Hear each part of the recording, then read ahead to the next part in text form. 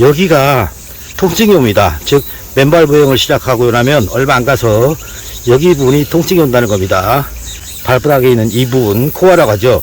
코어가 약해졌기 때문에 그렇습니다. 코어를 강화를 시키는 데까지는 통증이 오고 여기가 붓기도 합니다. 부으면서 발이 아파서 못 걷겠다, 이런 분들이 나타난다는 겁니다. 여러분 반갑습니다. 여기에 신발을 벗어놓고 시작합니다. 이렇게 보면 여기가 평지인지 오르막인지 표시가 안 나죠. 여기서 돌면은 저 위에까지 보이지 않는데 100m 이상 한 60도 경사의 길을 만납니다. 여기서 걷습니다.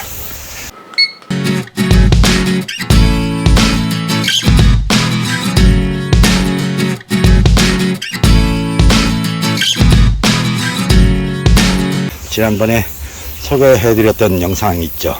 발가락을 벌려서 내딛는다, 벌려서 내딛는다, 다시 벌려서 내딛습니다.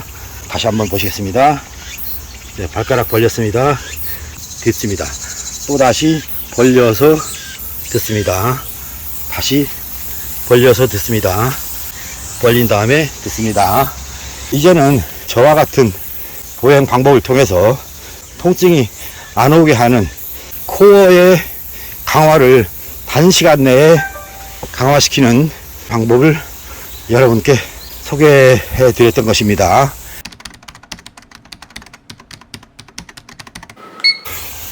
오늘 영상을 찍는 이유는 맨발 보행 시에 호흡법을 소개하려고 합니다.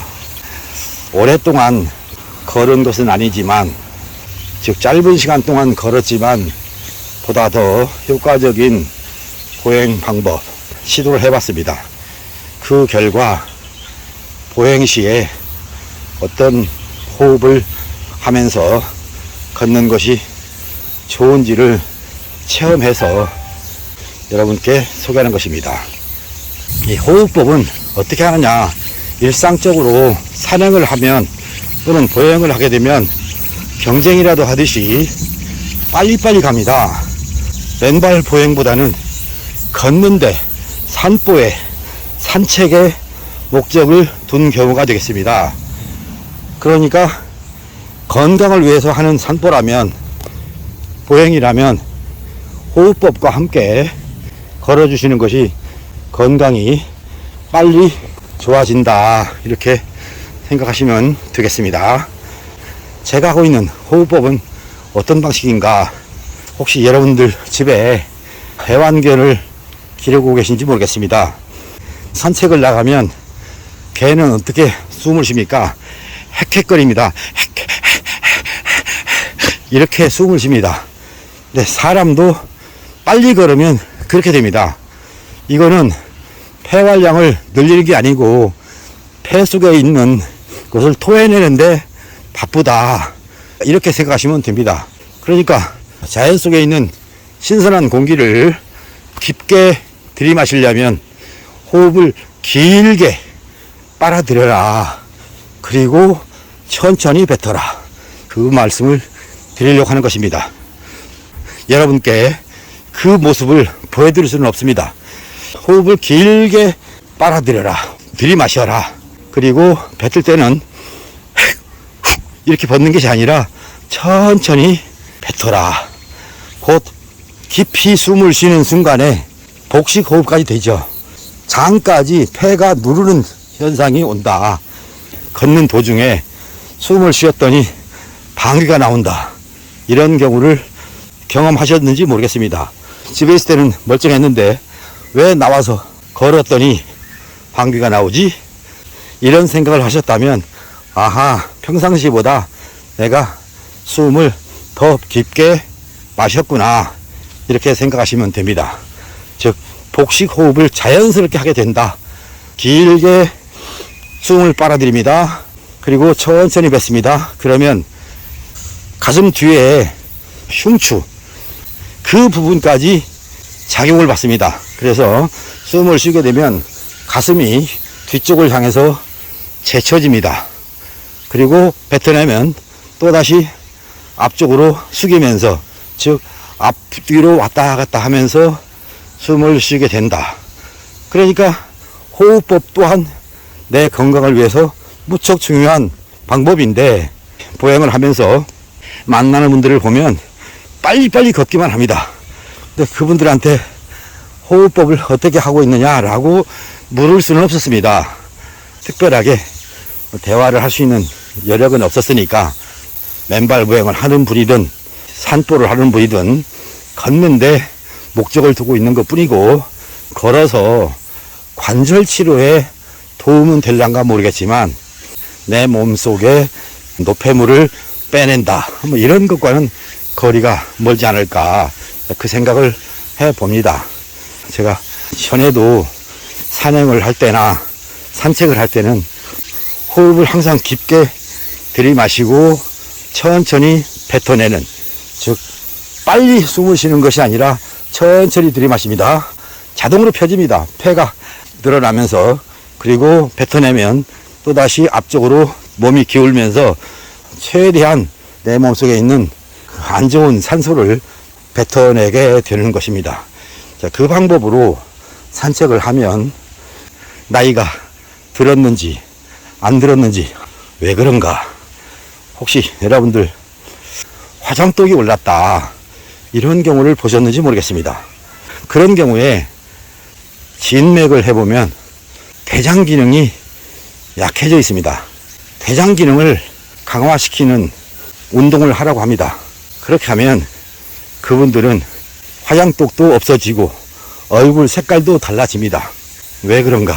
장독이라고 하죠. 가을에 무 뽑아먹고 체독 걸렸다, 장독 걸렸다, 이런 경험을 하셨는지 모르겠습니다. 그게 바로 대장 기능 때문에 그랬습니다.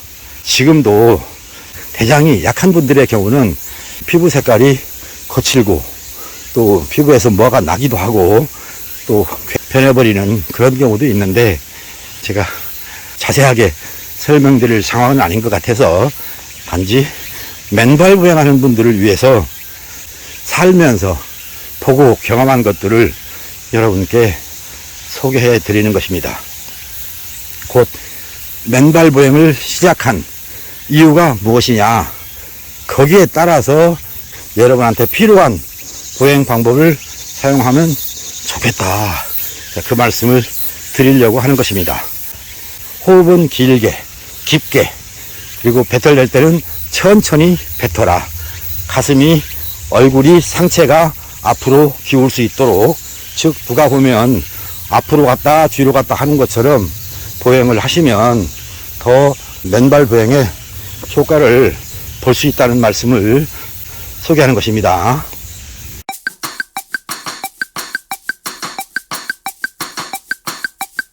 또 하나, 호흡을 할 때 들이마시고 좀 쉬었다가 뱉어라, 이런 경우도 있는데 저는 그 방법은 아니었습니다. 최대한 많은 공기를 빨아들여서 폐에 깊숙이까지 넣어주고 천천히 뱉어내라. 그러면 폐활량이 커지면서 걸어도 숨 차거나 또 혈압이 올라가거나 그런 일은 없다. 즉 맨발 보행을 해서 혈압이 내려간 게 아니라 천천히 걸었기 때문에 힐링에 의해서 혈압이 내려갔다, 이렇게 생각하시고 여러분의 장기에 어느 부분에 어떤 문제가 있든지 간에 맨발 보행에 의해서 만병통치약처럼 생각하시고, 나에게는 아닐 수도 있다. 네, 안녕하세요. 나에게는 아닐 수도 있다.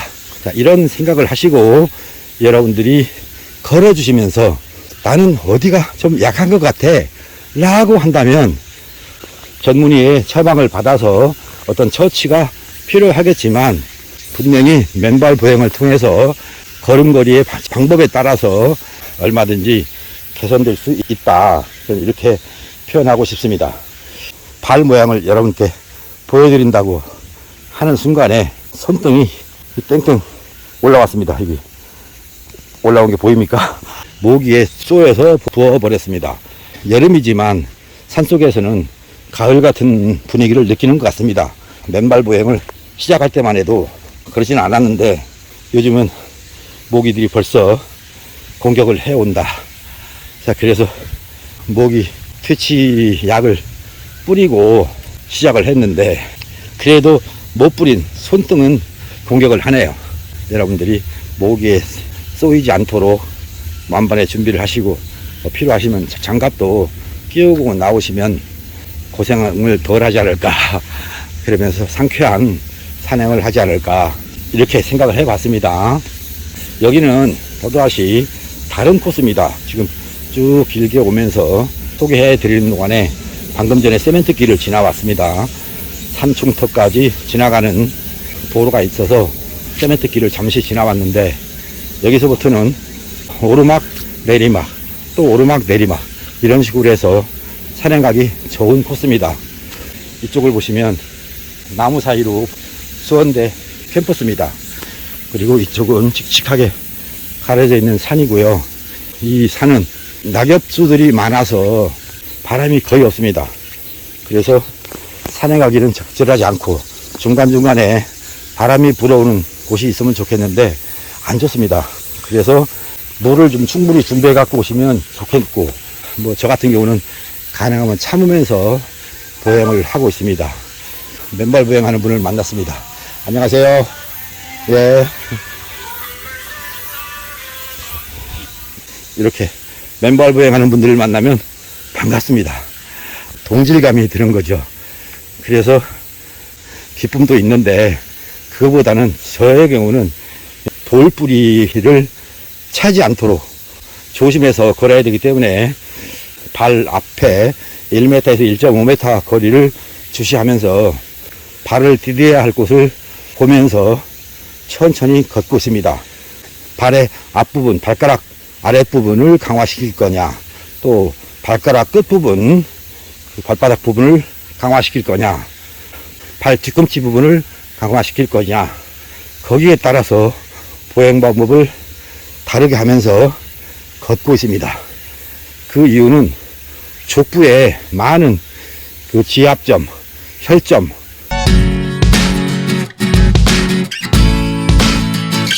그런 자리가 있기 때문에 골고루 발바닥을 강화시키겠다는 생각 때문에 걸어가고 있다. 여기까지 소개를 해드리면 여러분께 도움이 되실지 모르겠습니다.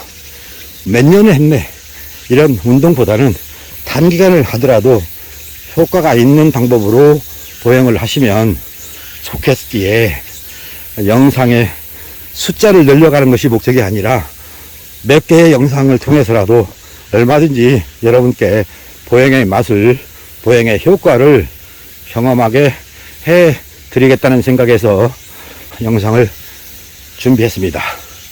여러분, 정상까지 가려면 아직도 멀었는데 그때까지 카메라 들고 있는 것보다는 여기서 종료를 하고 다음번 영상에서 또다시 여러분에게 도움이 되는 제가 경험한 내용을 영상화 시키려고 합니다.